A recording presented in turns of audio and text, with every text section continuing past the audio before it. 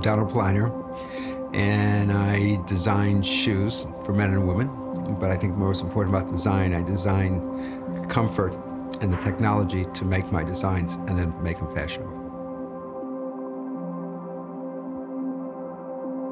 Actually, I started where I opened up my first retail store in Beverly Hills was 43 years ago. And I used to go to the factories and I would say, change this, so I didn't even realize I was designing in those days. So in theory, other than my own brand, I had my own stores and I had all clothing and I was designing. So I've probably been designing really for maybe about 30 some years. It's so competitive. I lost 3 times in my life, everything to the bare bone, and I never believed that the word no existed. People always ask, what is the process that I go through for creating a shoe or creating a design?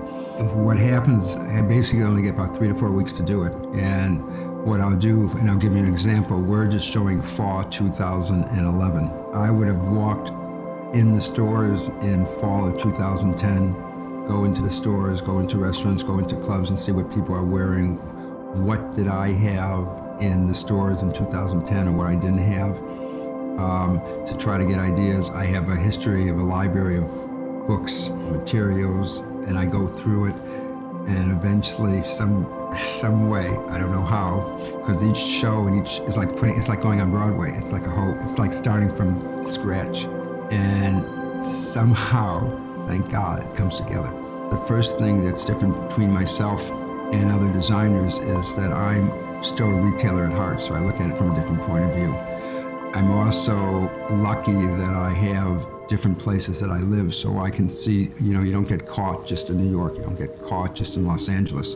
And I actually design my fall collection in Los Angeles and my spring collection in Miami. Women are interesting because a woman can go in a store and they can see what something looks like on a hanger, where a man has to physically try it on. So my wife's point of views are always, she's a tremendous inspiration. I mean, there's a lot of designers out there, but I think my real inspiration comes from my wife. One of the things I'm known for is elastics, or we call microfiber. I run every day and I exercise every day, so I'm aware of what it's like to wear with a pair of sneakers versus shoes. Also knowing the fact today, the economics of the world, sometimes we're waking up in the morning, going right from morning, noon to night. We never get a chance to change. And so what you have to wear is something that's gonna make you feel good, comfortable with, but also feel strong about yourself. That's what I try to do with my designs.